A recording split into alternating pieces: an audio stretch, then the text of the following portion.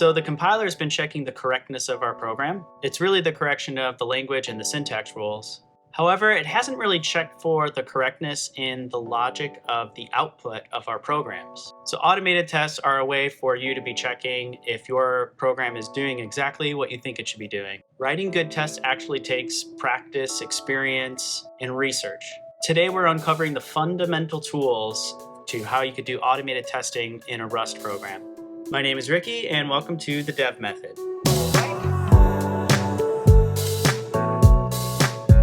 If you guys like what you see, you can go ahead and leave a like below or subscribe if you guys want to see more. You can also follow me on Twitter at the Dev Method if you want to get updates on when I upload new videos. So there are 3 parts to a test. Let's review. So one is we need to set up the test, maybe any data or particular state that's needed on the system before we actually test something. Then we actually run the code that is performing the test. Then we assert if the results are what we expected. Okay, so follow me this way here to the command line. We're gonna do a new cargo project, and it's gonna be a library, so that's why we have the -- lib. The other thing that I wanna add in here too is no version control. There we go. So we're making something called adder. That's going to be our main crate that we're making for our library. So as a review, just want to show you here, we have a source folder with a lib.rs, and then we have our cargo.toml file. This project structure will grow, so you'll see that a little bit later. So the main thing you'll find in our application is we have a module called test, and then we have this function that has an annotation of test on it. And then we have the code that we're actually going to run. So we're putting something into result, and then we're asserting if it's equal. So let's go over this. So what this annotation means on our test is that this is a function that needs to run, and we need to call assert somewhere inside of it just to see if what we're doing is what we expect. Now, to be able to run the test, we use cargo for this as well. So it's just cargo test. So let's try that now, see what it gives us. First time, it's going to compile the program. If we change some of the code, it'll have to recompile. But otherwise, it ran our tests. And let's just go through this a little bit here. We have running one test. It's called It Works, and it's from the crate called, it's from the module test. And let's see, keep going. Okay, yeah, so we have 1 passed. We have 0 that failed. We have 0 ignored because you can actually ignore tests. We'll see that later. There's 0 measured, which means there's benchmarks that you can measure. And then there's also stuff that's been filtered out. So how many tests have been filtered out? And then it finished in a very fast amount of time. So right now it's just saying 0 seconds. The only other part to look at here that we're not going to cover today is doc tests. And those are tests for how much documentation coverage you have. So we're ignoring that for now. But everything else will be above this section. So let's start checking our results with the assert macro. What we have here is a little bit of just an example piece of code where we're making a rectangle. We have an implementation on this rectangle so we can get an associated function with it. And it's returning a Boolean, so can hold. So it's going to be comparing itself with another rectangle. So we just need to test out whether can hold is actually returning the expected result. So the first thing we have in our test here, again, here's the module tests. We have here brings the rectangle into scope. That's where we do this super. So whatever module, it goes out of here, whatever module we're in, and it goes then to the root of our crate, and we're just saying bring in everything. So that's bringing in rectangle. Even though it is private, we're still able to test this. Now we have the test annotation on this function we have here called larger can hold smaller. So it creates 2 rectangles, the first one, the second one, and then we use this assert macro.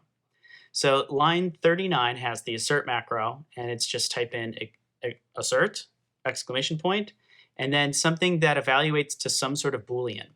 So something that's true or false. So right now it's just saying can larger hold something that we deem as smaller. So let's run this and see what happens. So besides some of the warnings, I can see that we at least have 1 test passed. All right, so I've added another test, and the test here that passes is going to just check and see if smaller is something that can hold something that's larger. So we know that that's going to fail. So we actually use the assert macro here, but now we use that the bang operator or the exclamation point in front of this result of can hold. That way we're testing the false scenario. Now, let's just say our project's growing big and we have people that we're collaborating with, and they somehow need to change the implementation. Now, this is a pretty simple implementation that we have here, but let's just pretend it could have been more complicated, and they could be adding bugs. So the nice thing about the test is that we can always rerun them very quickly. So I just do cargo test here. And so now I have a new failure in my test, and I could even use the Rust backtrace if I wanted to see like where it stems from, or maybe how we got to this point in the code. Since it's very simple and we know exactly we're just testing the one function, there's no other calls to another function, we can narrow down not only what test it is that failed, but then how to fix it. So why don't we do that? Then we'll run cargo test again. Okay, now they both passed. So we just fixed our regression. Pretty sweet. So besides the assert macro, we actually have a couple others that are very similar. So here's one. I'm going to show it to you now. It's called assert equal, so EQ. So it takes two parameters. The first one is just the result, and then the second one here, the output of the function. And it doesn't matter which order you put it in, whatever opinion your team has, you can flip-flop this order, but it looks like my team decided what we expect is going to be first, and then what the result is going to be on the other side. All right, so I have this add to function. It does have a bug in it, so we should see that this fails. Yep, failed. So let's fix that bug. And let's rerun the test. Okay, now it's passing. And yeah, so that's the assert equals. So assert equals can also work on your structs or your enums, but there are a couple of interfaces that you need to implement to get this working the way that you expect. So like derive, partial equal, and debug. So this rectangle, we just want to double check that the first, and the second here are equal to each other. So we can actually run this in a test and it'll work. So let me show you what that looks like. Cargo test. Very cool, and the two are equal. Now let's actually make this fail just so we know that it's working as expected. It's a good way to test our test. Just a sanity check. So cargo test. Yeah, so they're not equal, which is kind of like what we expected.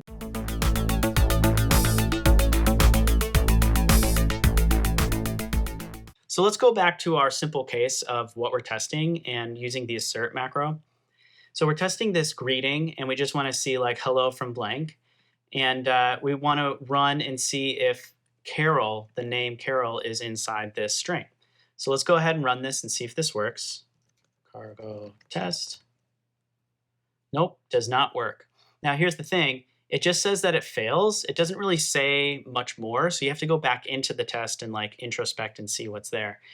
You could look more at this and see, oh, assertion failed. And then it says like the actual code snippet, like result contains Carol. But sometimes that's a little bit too vague as well. So here I have a custom assert message that you could use. So let's take out this part here. And so we have the result is first, and then we have the custom error message. And since it's a format string, we actually can use what we expect as the result, the value as here, or the value was. So let's just try that real quick and let's see what that looks like. So again, this is going to fail. But here it is. Here's our custom. Greeting did not contain name. Value was hello blank. So it's a little bit more descriptive for our use case. Might be nice. It's a convenience to have this. So there are going to be times when some of your functions or some part of your application actually does a panic, and it's actually expected. We have an option for that, and it's called should panic. So if we look at it here, I got a struct guess, and then we have this like constructor here. We do some validation, and if it doesn't meet the validation criteria, we're going to panic.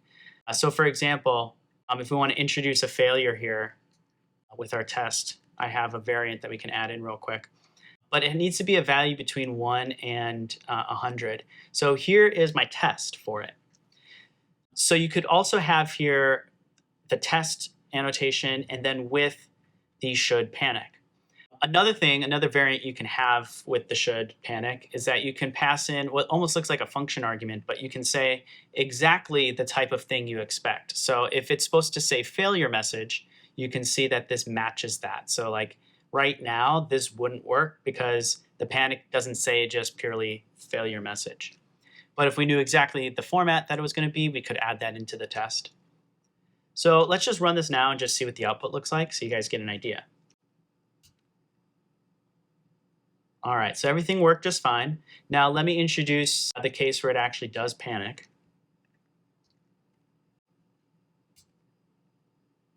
All right, cool.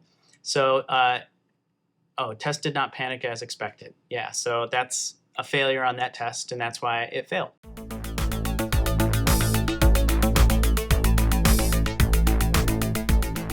So now another way that you can return some sort of like error to a test is actually using the result type. So we've used this before in some of the previous applications we've written together, but we have here the result type, and then we have like what we expect to be like the okay case. In this case, it is just like a unit type or nothing.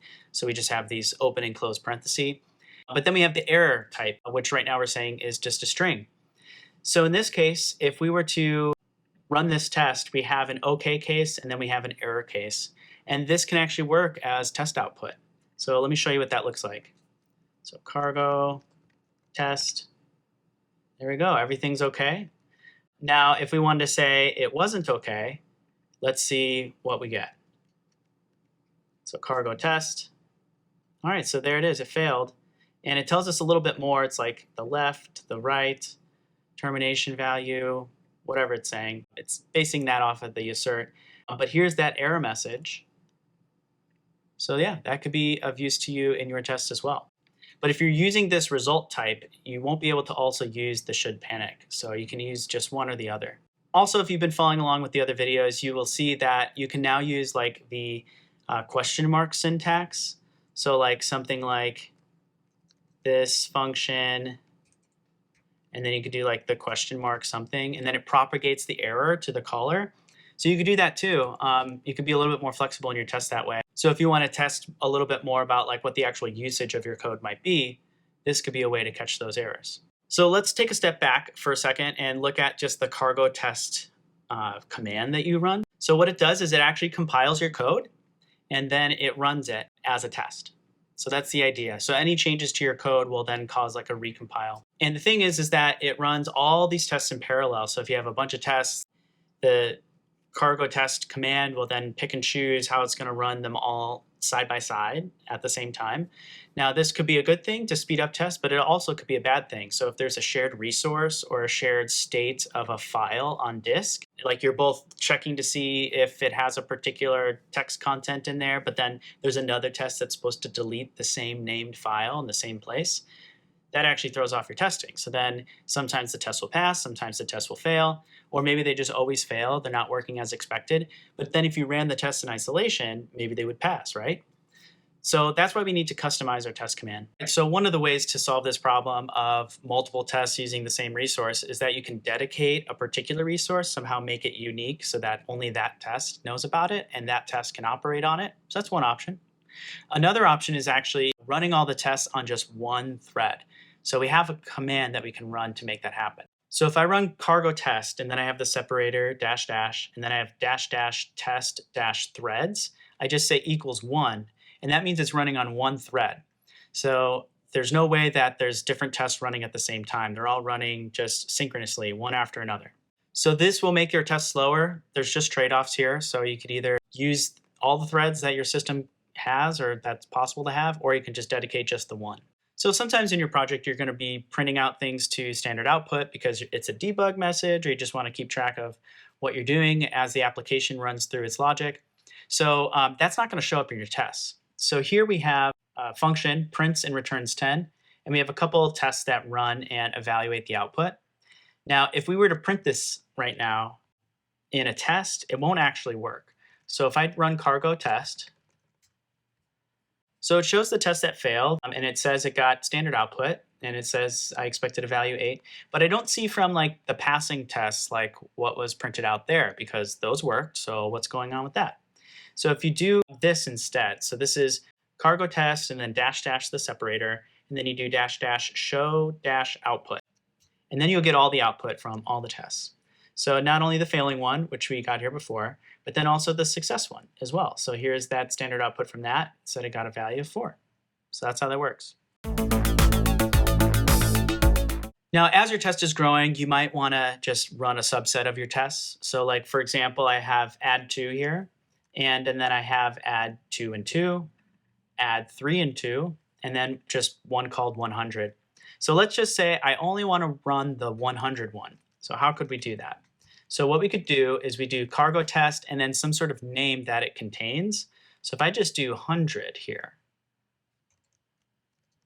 then run that, it only runs the one test. So that's different than running cargo tests, which runs them all. Now, what if I want to run the 2 tests, the 2 other ones? Well, those 2 start with add. So why don't I try that instead? So I do test and then add. So that works. That's pretty cool. Now, this also works with modules. So just as an example, we're going to copy this module as a second one, and then we're going to call it underscore again. Okay. Now, I only want to run the second module. So then I do cargo test, and then since it contains again, it's only going to run that second module and all of its tests there. Now, let's say for some reason, one of these tests just takes a long time. So it's known as like an expensive test, and you don't always want to run it. So there's a way to ignore your tests, and you can think of this as also like a skip. So on line 35 here, I have this new annotation, ignore, and it's some sort of expensive test, takes a long time. So we don't want to run it right now when we're normally just running tests. So if I do cargo test, it'll run all the tests, but excluding the ones that are ignored. So here, we'll do that now. So cargo test, and then we'll see in the final output that one of them was ignored. So now if you do want to run just the ignored ones, you can do the dash dash as the separator and then dash dash ignored. And you can run just the expensive test. Now, there's no implementation here. That's why it takes a long time. So that's the idea. Now, it filtered out all of the other ones. So that's why it says 6 filtered out here. But now, what if it comes to like a CI and you want to test regression, you want to run everything? So there's another command for that. It's include dash ignored. So again, it's cargo test, then the separator of dash dash, and then it's dash dash include dash ignored. So run that, runs every single test that you have. So far, the tests that we've been running are called unit tests, and they're particularly smaller tests, and it's maybe one function or two, and they're designed to be isolated from the rest of your tests. So you're testing just a small portion of the code. Now, if we want to take that a step further, there's integration tests, and cargo test knows the difference between the two. So your integration tests are more about testing the public functions that your crate is compiling inside of its library and exposing those functions as something to test. And those might actually touch multiple parts inside the code, and they're a little bit more valuable because of that. They test a little bit more of the real-world usage of how your code is meant to be used. So let's start with looking at the file structure here. So we have the source directory and then the lib.rs. The idea would be that all your unit tests go in here. So if you had like another file, or you add your code, your function, or whatever it is, and then you add the unit tests inside that same file. But for integration tests, it's actually a little different. So what we're going to do is we're going to start off by just adding something to the root of the project, and it's going to be called tests. And then I'll add a file here, integration underscore test.rs. Okay, and here's where my test would go. And each one of these files is actually going to be its own crate. So you're going to be able to import your crate into, or you're going to be able to use the functions that are exported from your library from the lib.rs. And then we're going to use it here inside of our test for integration. So here I have an example where I'm bringing into scope adder because that's the name of our crate from the lib.rs. And then you annotate it with test, very similar to what we've done before. And then we have it adds 2. And then that will work. So if I go ahead and do cargo test at this point in time, we're going to actually get all of the unit tests running and all the integration tests running. So the unit tests were up here. Here's got that one expensive one that's ignored. Now we drop down a little bit further, and now it says test, and then it's the integration test. So this is the one integration that we have running. Now you might be thinking too, like this testing directory or this test could grow to many different files and many different types of integration tests, and you want to test them separately. So you actually have a command for that, and it's cargo test, and then dash dash test, And then you have integration test, which is our file name.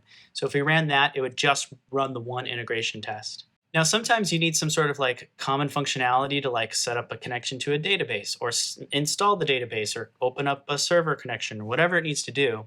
And you want to share that amongst all your different tests. So for example, we're going to do some sort of like setup code. You would think at first I'll just do some sort of file in here, common.rs. And I'll put in some sort of setup code here. So it's a public function called setup. And setup code goes here. Okay. And then in my integration test, I want to use that. So we do something like common and then setup. So you'd think from here, you're all good to go. Now let's run this and see actually what happens. We're just going to run the integration tests. So we'll get a failure. So it doesn't know about this module common. Now here's the thing. Because common is a file at the root of the test directory, it's actually its own crate. So it's also being treated as like a test as well. We don't really want that. It's more of like a submodule. So let's fix that. What we would do instead is we'd add first a new folder, common, and then within common, we add this special file mod.rs, okay? Now move our code, our setup code there, into that mod.rs file and save it. Now we don't need this common.rs. It does absolutely nothing for us, so we delete that. Yep, move it to the trash. Now in our integration, the next thing we need to do is just declare the module that we want to use. So that would be common here. And now we can run this test and use the common setup code. Made a mistake. Instead of fn, I put in fun. Let me update that. There we go. And run it again.